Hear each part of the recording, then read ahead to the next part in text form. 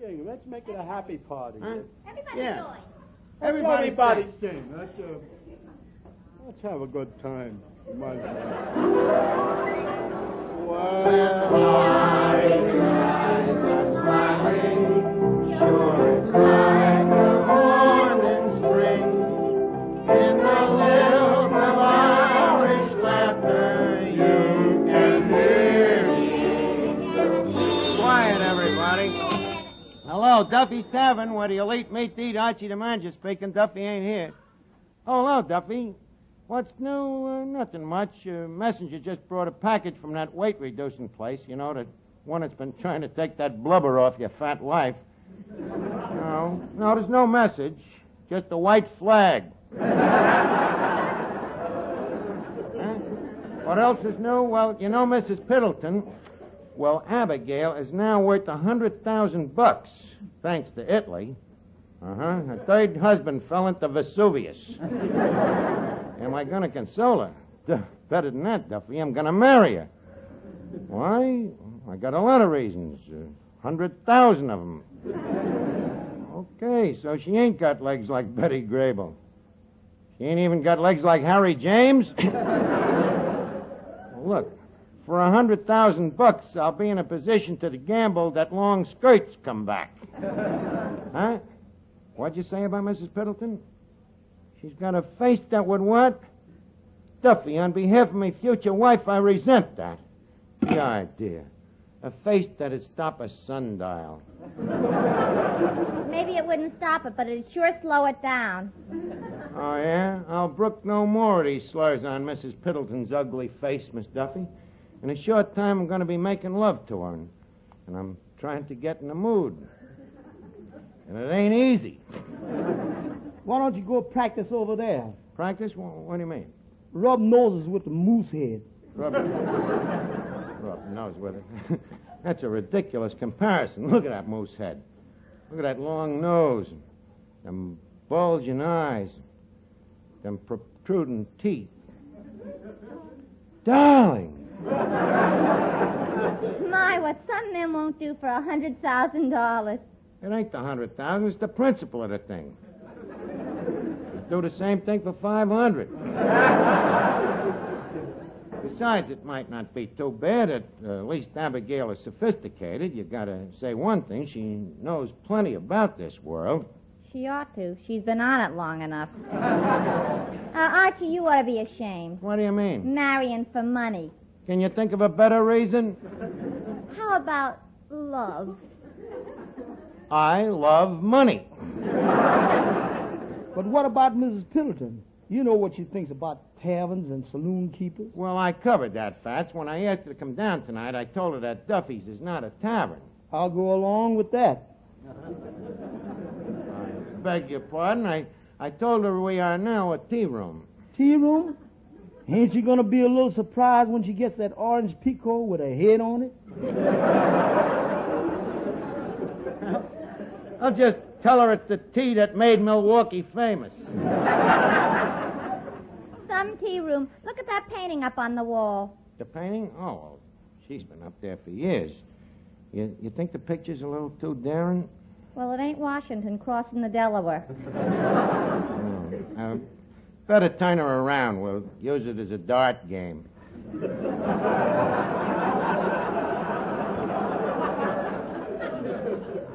Now, what else can we do to tea room up the joint? Oh, how about going down to the antique shop and picking up a spinning wheel? Miss Duffy, there will be no gambling. Now, leave us see if there's anything else objectionable that should be removed. Hello, Finnegan. What you been doing all day? Oh, nothing much. Just sitting around in Cavendish's undertaking parlor. Oh. Wasn't you taking a chance? No, I kept moving me arms around.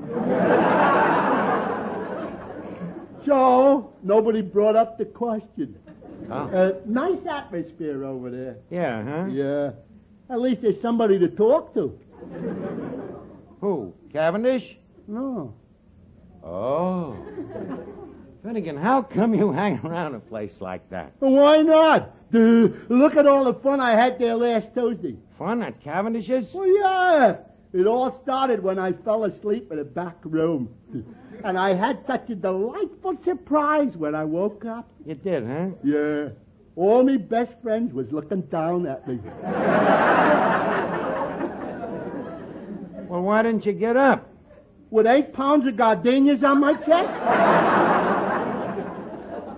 Believe me, Arch, it was a proud moment for me, like. Why proud? For the first time, I was guest of honor at a party. Finnegan, are you sure that this was a party? Of course. The big crowd was there. Some guy was playing the organ. Everybody was formal, including me.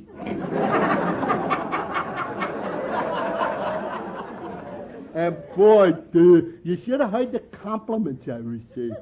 Yeah, huh? What kind of compliments? Well, as they walked by, everybody said I never looked better in my life. Finnegan, are you quite sure that they was complimenting you? Well, sure. Why else would they take me for that ride in the country? You had a nice ride, huh? Oh, yeah. Only when we got to the picnic grounds, the party started getting a little rough.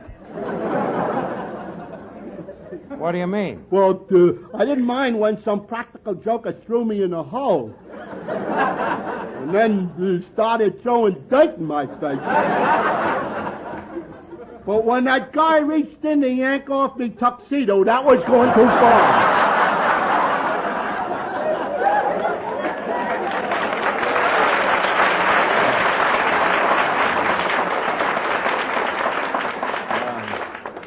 So what did you do? What did I do? I sat right up and I yelled out, "Stop that! I am Clifton Finnegan." What did they do? They started throwing dirt in my face again. Finnegan, why don't you go over in the corner and play alive?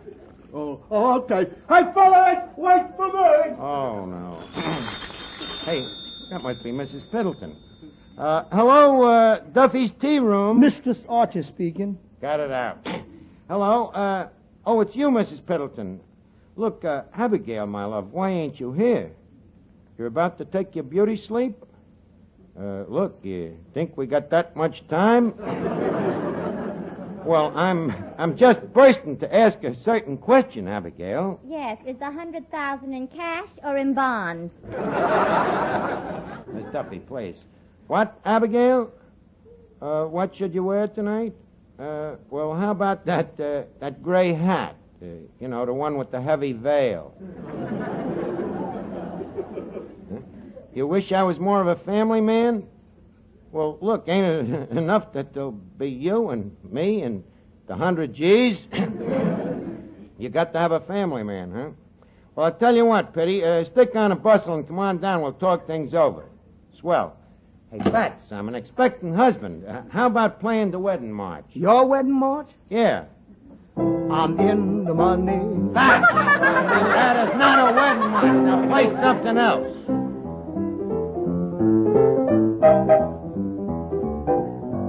Down in Louisiana, there's a boy who plays the piano, plays it like you never heard before. He's got a face that's round and mellow. When he laughs, he shakes like jello. Weighs around 244. And when he plays, it sounds swell. They stand around and beat their feet and clap their hands and yell, "Brother Fats, play me a tune, Brother Fats. Play it real soon. Play it like you never ever played it before. Take it from the intro and play it once more, Brother Fats, Brother Fats. Play that melody. Play it on the bottom. Play it on the top. Play it in the middle. Don't you ever stop. I want to hear those big hand pound anytime that I'm around. Brother Fats, play me that tune, Brother Fats. Play it real soon. Play it like you never ever played it before. Take it from the intro and then play it once more. Brother Fats, Brother Fats. Play that melody. Play that melody. Yeah.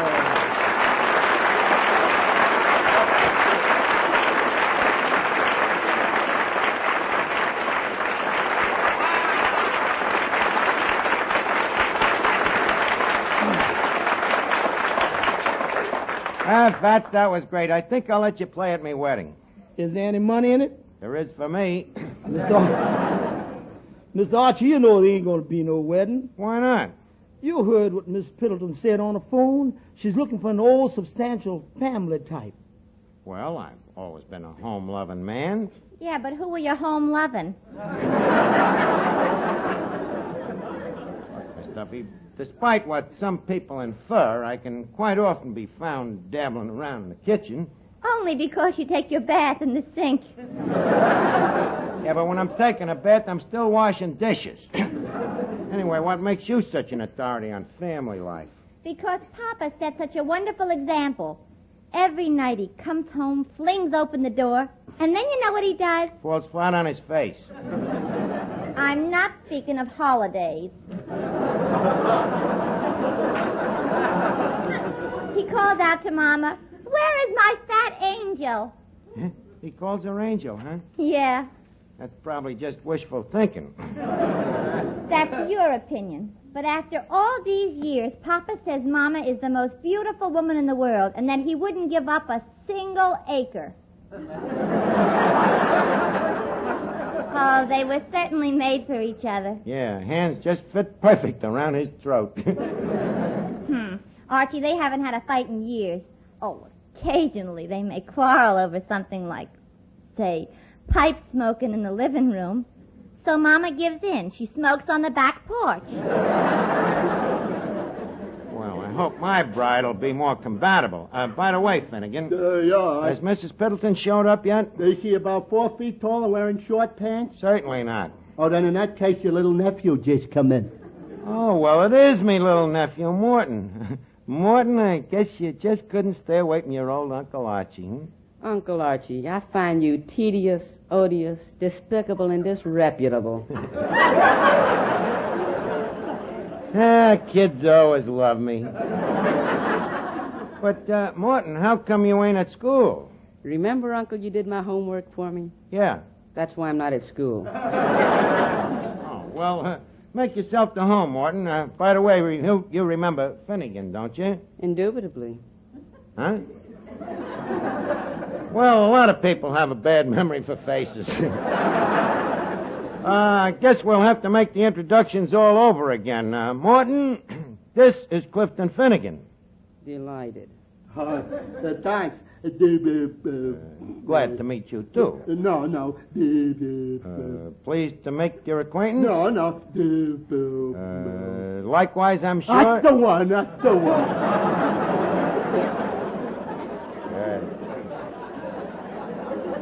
You two ought to get along great together. What do you think of Mr. Finnegan, Morton? Well, as Professor Hooton of Harvard would say, he's probably of human origin.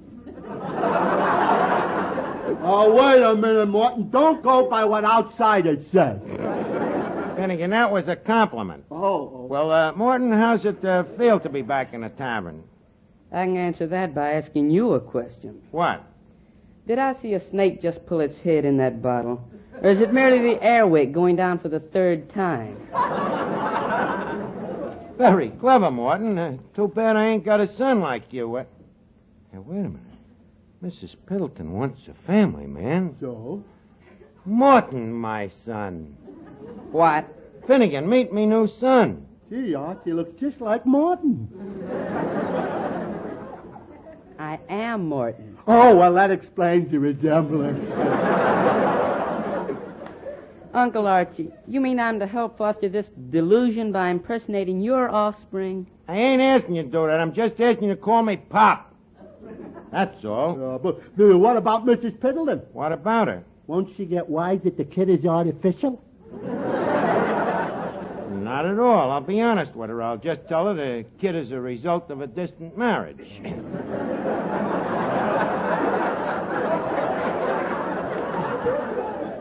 Well, Morton, what do you say? Would you like me for a father? Well, in these days, I suppose you have to take what you can get. Look, Morton, don't think of it as gaining a father. Think of it as losing an uncle. Well, now that makes it a little more attractive. I knew you'd see it my way, kid. Okay, Morton, you're now me new son. What price heredity? Look,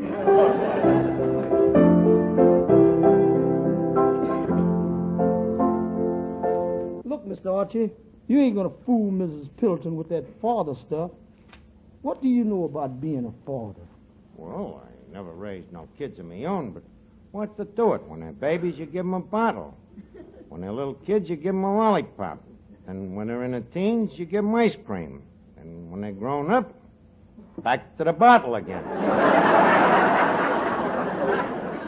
Hey, Archer Dame is just coming through the door. Sideways? Yeah. That must be Mrs. Piddleton. Fats, Yeah. kindly announce Mrs. Piddleton. Okay. Fats, don't be such a wise guy. Archie, you dear, dear boy. Well, welcome to our tea room, Mrs. Piddleton, or may I call you Abigail? Oh, please, no. Lover? Oh, no. Wife? Oh, no. Try mother. But we'll save the name calling till after we're married, but I'm forgetting the jovialities here. First, Mrs. Piddleton, may I express me heartiest condolences on your late demented husband. Well, Archie, Hiram was a fine man, and no one can say he wasn't thoughtful enough. To die? Certainly not. I mean, he left me quite well off. Oh, but I'm finding out that even money has its worries. Abigail, leave me share your worries. Archie, I think it's a little too late for us. Years ago we should have met. Just think. We could have spent our time attending symphonies, going to the opera, enjoying chamber music, listening to lectures. Well, maybe it's just as well. A pace like that would have burned us out by now. Excuse me. Hello? Huh? Oh. Okay. Mrs. Piddleton, we got to get married right away. Who was that on the telephone? The finance company. Archie, are you only interested in me for my money? Oh, perish forbid. Now, come on, leave us hold hands here in the corner booth, and I'll show you. Fats, put out the lights. Okay. Thank you. Hi, Abigail, you look good in this light. Oh, dear boy, you're such a flatterer. Leave me hold your hand. My goodness, your hand is much smoother than I expected. Archie, you're holding my alligator bag.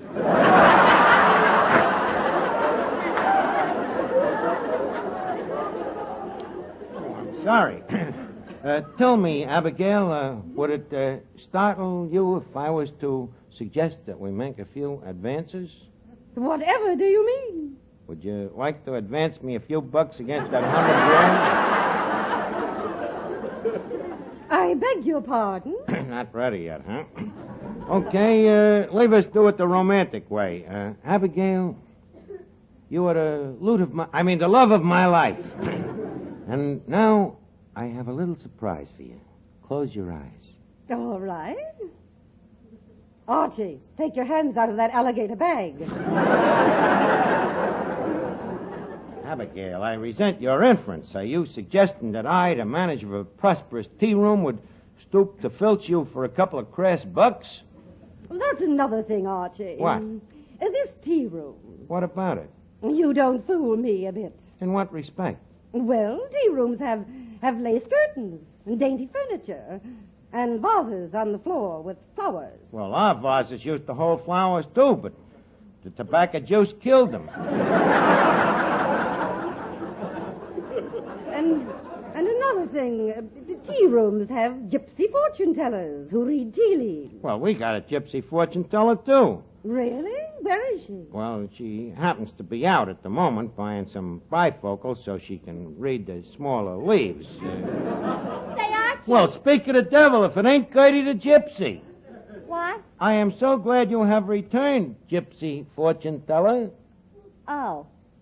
I am the gypsy, and I know many things, for I walk by night. I Gertie, know please the stick secret. to the tea ladies. Never mind what you do by night.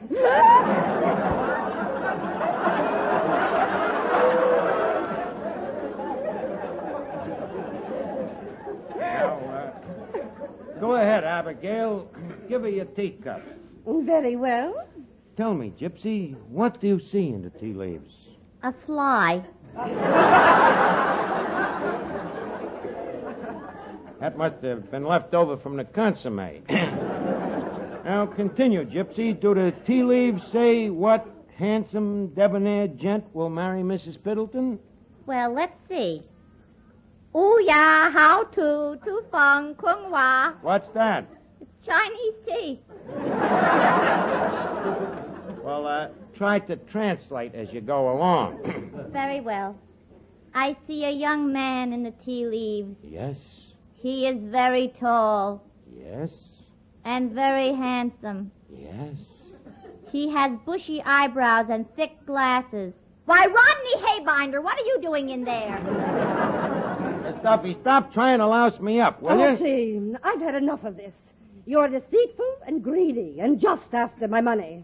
I'm leaving this place. Now, wait a minute, Mrs. Piddleton. So the place ain't no tea room. And Miss Duffy ain't no gypsy. And I am throwing an extent after your dough.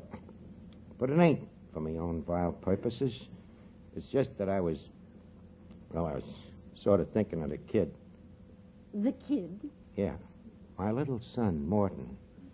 Archie, you a father? Did I let it slip? But where is the mother? Well, I'm sorry you brought that up. It's a pretty sad story. Oh, what happened to her? She was killed in the crash of 29. So you see, Morton ain't like other kids. Why, I don't say it's his fault. I guess he just inherited it from me. What's the matter with him? He's a genius. Studies day and night. Always under a microscope. So you're a family man after all. Well, for the moment, yes. But Morton may not be with us very long. Why not? We can't afford the operation. What operation? Doctor says the kid's got to be operated on for the pickets. The what? The pickets. Malnutrition, you know. Got it from eating too much scurvy.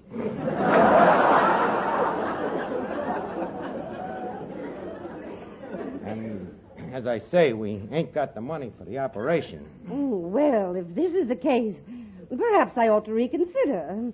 By the way, who is your doctor? Hey, Doctor, let's see. What is his name again? I am the gypsy. Not you this time. The doctor is Dr. Slaughter. I'm expecting him any minute. Will you excuse me? Hey, Finnegan. Yeah. Finnegan, could you be an MD? An MD? Oh, sure. Good. What does it mean? In your case, it means mentally deficient.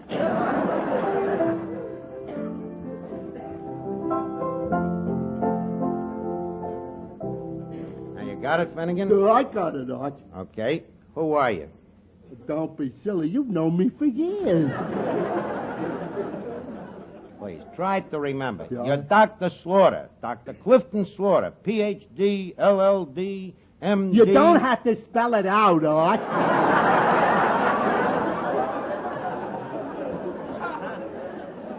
Well, I figured I'd be on the safe side. Now, what do you do first? I take out the kid's pulse. No. You don't take his pulse out. You just take them.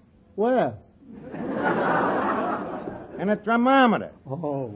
Then you look through your stethoscope to see if he has any symptoms of cardiacs in his heart, see? Well, what if I find a couple, Arch? Well, then you simply say this boy has angina pectoris. In other words, the white corpuscles is eating the red corpuscles. Look, Arch, this is an awful lot to remember.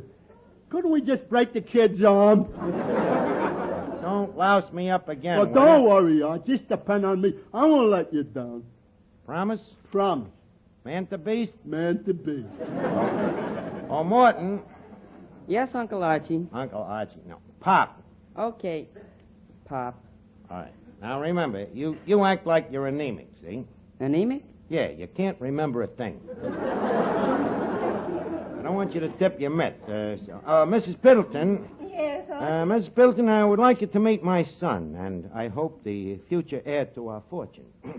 Hello, Mrs. Piddleton. My, what a fine young man.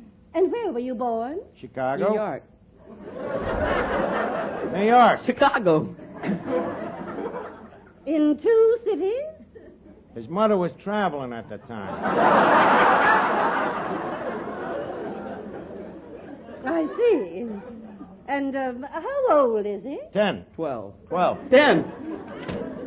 And how do you explain that? He lost 2 years changing schools.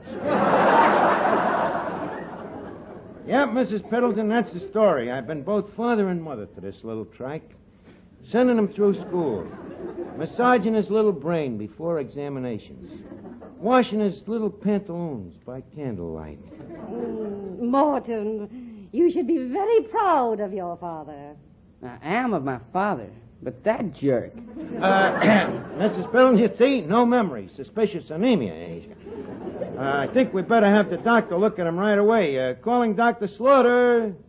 Calling Dr. Slaughter. Calling Dr. Slaughter. Finnegan, that's you. Oh, sorry. I am Dr. Slaughter. Well, glad to see you again, Doc. You just got here in the nick of time. Yeah, she looks terrible. Finnegan, the patient is Morton over there. Well, in that case, let me take out my thermometer. Just a minute, Doctor. That is a stethoscope. No wonder it won't fit in his mouth. Look, Doc, what do you want the kid to do? You want him to stick out his tongue? Why, is he mad at me?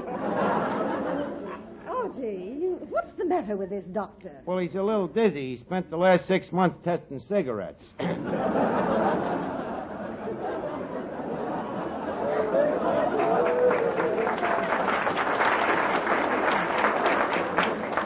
Tell me, Doctor, what is your professional opinion of this case? Well, sir, I just checked the boy's pulse against my pulse.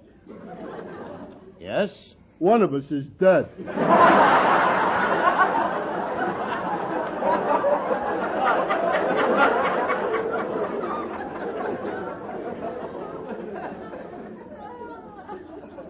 Doctor, you mean... Yes, sir. An immediate operation under Rita. But I ain't got no money for Rita. And if a certain lady does not say, I do, before I count 3, well, afraid we'll just have to hit the kid over the head with the bung starter. Now, look, this has gone far enough, Uncle Archie.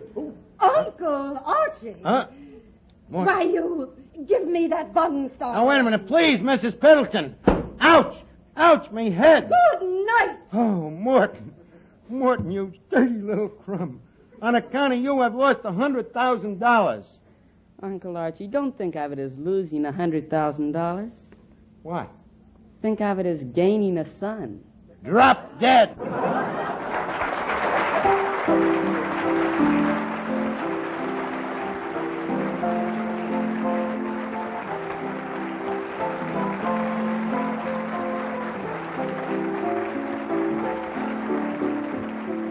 Listen again next week, friends, to Duffys Tavern, transcribed by NBC.